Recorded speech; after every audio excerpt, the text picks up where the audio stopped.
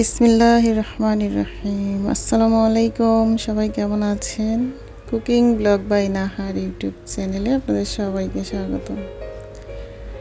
আজকের ভিডিওটি আমি মূলত শুরু করেছি আমার ছোটোখাটো বাসার বারান্দা থেকে। আসলে আমরা যে বাসায় থাকি এটাতে কিন্তু ছাদে আমি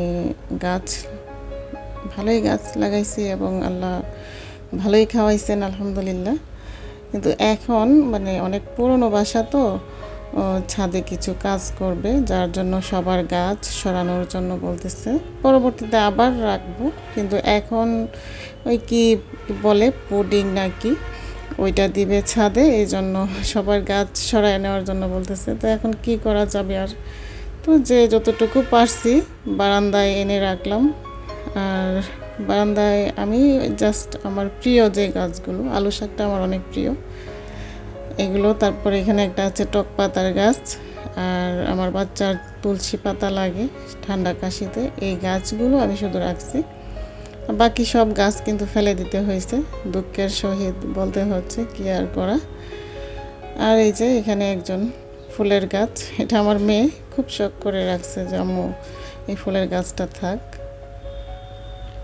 আসলে নিজের বাসা না হলে যা আর কি, নিজের হলে তো হয়তো বা এক সাইডে গাছগুলো রেখে আমাদের এক সাইডে করতাম। এখন বাড়িওয়ালার মন খুশি মতোই তো চলতে হবে। তো মোটামুটি সব গাছ কিন্তু ফেলে দিছি, টুকটাক কয়েকটা গাছই কিন্তু এখানে রাখা হয়েছে। তো আমার আলু শাক গাছটা কিন্তু মাশাআল্লাহ এখানে আনার পর একদম গ্রিলে মোটামুটি ভালোই শাক হয়েছিল। তো আমি কিন্তু উঠাইছি, আজকে আপনাদের সাথে শেয়ার করব।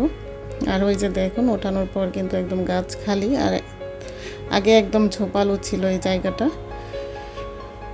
এই তো এই শাকগুলো কিন্তু আজকে আমি পাইছি, আলু শাক বারান্দায় যতটুকু হয়েছে মাশাআল্লাহ।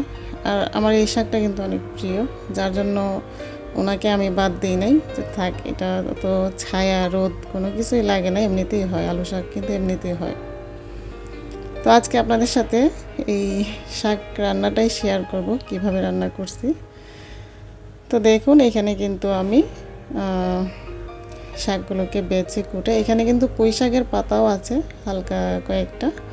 তারপর এখানে নিলাম বুটের যে ডাল, এক মুঠ পরিমাণ, দুইটা আলু নিয়েছি কেটে, আর যা যা লাগবে পেঁয়াজ, একটু রসুন বাটা, অল্প কয়েকটা কাঁচামরিচ আর শুটকি।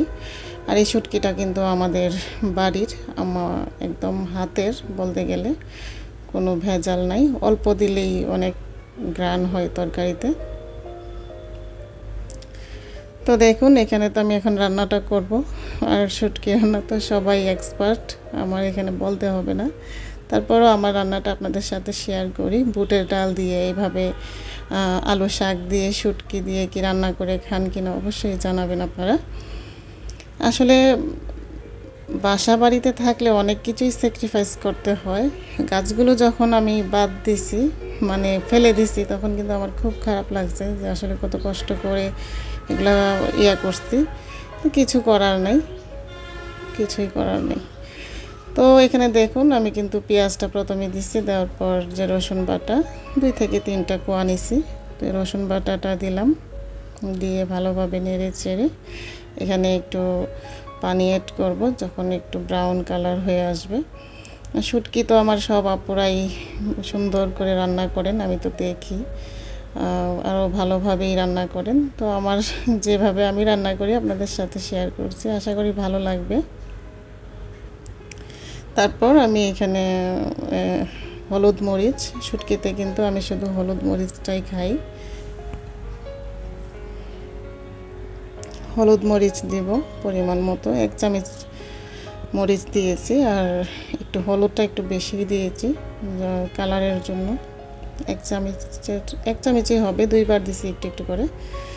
একটু লবণ দিয়ে ভালোভাবে মশলাটাকে কষিয়ে আমি এখানে কিন্তু এখন বুটের ডালগুলো যে ভিজিয়ে রাখছিলাম এগুলো দিয়ে, কারণ বুটের ডালটা কিন্তু কমপক্ষে 2 ঘন্টা ভিজিয়ে রাখতে হবে, তা না হলে কিন্তু সিদ্ধ হবে না। আর ভালো বুটের ডাল হলে বেশি সময় ভিজিয়ে রাখতে হয় না, অবশ্যই কেনার সময় ডালটা দেখে চিনে কিনতে হয়। তো দেখুন বুটের ডালগুলো দেওয়ার পর আমি এখানে দিয়ে দেব হচ্ছে এক এক করে শুটকি আলু সব কিছু দিয়ে প্রথমে আমি এগুলোকে কষিয়ে নিব। আর এই শুটকিটা কিন্তু আমাদের বাড়ির একদম অরিজিনাল হাতের শুকানো। আম্মা এগুলা কেটে বেছে আমার জন্য সারা বছরের জন্যই বলতে পারেন, আমি ফ্রিজে রেখে খাই। আর এগুলো অল্প দিলেই কিন্তু অনেক সেন্ট হয় তরকারিতে। তো আলু শুটকি বুটের ডাল দিয়ে কষিয়ে পানি দিয়ে এটাকে আমি একটু সিদ্ধ করে নিব। তো ভিডিওর এই পর্যায়ে আমার যে আপু ভাইয়ারা আছেন সবার কাছে বলতে পারেন যে এটা একটা দাবি, একটা লাইক দিয়ে সম্পূর্ণ ভিডিওটা কন্টিনিউ করবেন। আপনাদের একটি লাইক আমার ভিডিওটা আরও 10 জনের কাছে পৌঁছে দেবে। আর যদি দেখতে দেখতে ভালো লেগে যায়, রেসিপিটি যদি ভালো লাগে কিংবা আমার কোনো কথাই আপনাদের ভালো লাগে, অবশ্যই চ্যানেলটি সাবস্ক্রাইব করে আমার চ্যানেলের পাশে থেকে যাবেন। তো এখানে আমি কিন্তু পরিমাণ মতো পানি দিয়ে এটাকে একটু মোটামুটি পানি দিছি, কষানোর পর সবগুলো আলু তারপর বুটের ডাল শুটকি এগুলো কষানোর পর আর একটু পানি অ্যাড করেছি। আর এই পর্যায়ে এখানে আমি শাক দিচ্ছি, আলু শাক যেটা ওইটা দিয়ে, এটার সাথে কিন্তু পুঁই শাকও আছে, বারান্দায় অল্প কয়েকটা পুঁই শাক ছিল ওইগুলোও অ্যাড করেছি।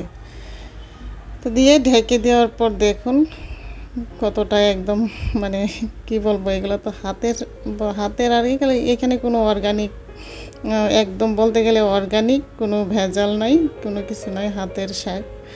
এটা দেওয়ার পর দেখুন কতটুকু হয়ে গেছে। এই জন্যই কিন্তু আলু দেওয়া, কারণ এইটুকু শাক আমি জানি, আমি তো সব সময় মানে আমার ছাদ থেকে উঠে এনে খাইছি। একদম বড় বালতি দিয়ে আধা বালতি শাকও যদি আমি কেটে বেছে পরিষ্কার করে নিই, রান্না করি, দেখা যাবে রান্না করে 1 বাটি হয়।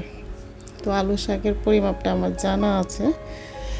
তো দেখুন এখানে শাকগুলো দিয়ে ভালোভাবে একটু নেড়ে চেড়ে আরও একটু পানি অ্যাড করেছি।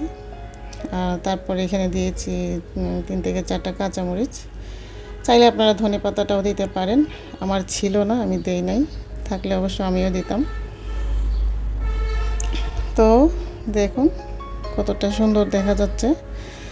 আর এখানে আমি এই পর্যায়ে একটু লবণ দিচ্ছি, কারণ প্রথমে যে লবণটা দিয়েছি তারপর আমি টেস্ট করে দেখছি যে লবণটা একটু কম হয়েছে, যার জন্য আর একটু লবণ অ্যাড করেছি। আর ইদানিং দেখা যাচ্ছে কি খেতে বসলে কোনো কিছু দিয়েই খেতে ভালো লাগে না, মন চায় একটু ঝাল ঝাল কোনো কিছু খেতে পারলে ভালো লাগবে। আর আসলে অসুস্থতার মধ্যে কিন্তু দেখবেন ঝাল জাতীয় খাবারটা কিন্তু একটু বেশি ভালো লাগে। আর শুটকি তো আমরা মেয়েরা, বিশেষ করে মেয়েরা কিন্তু অনেক পছন্দ করি। কিন্তু আজকে এই যে এখানে রান্না করছি বুটের ডাল দিয়ে শুটকি তারপর আলু শাক দিয়ে, এটা কিন্তু আমি একা খাইনি, আমার বাচ্চারাও খাইছে এবং আমার পাশের বাসার ভাবিকে বলতে পারেন যে এখান থেকে সমানে অর্ধেকটাই দিয়ে আসছি, কারণ উনি কোনো কিছু রান্না করলে আমাকে না দিয়ে খায় না, আমিও ওনাকে দিই। আর আমরা একই রকম, ওনার বাচ্চারাও মাংসের পাগল, আমার বাচ্চারাও মাংসের পাগল। তো যাই হোক দেখেন রান্নাটা কিন্তু শেষ। তো আজকের মতো এই পর্যন্তই। আল্লাহ হাফিজ, আসসালামু আলাইকুম।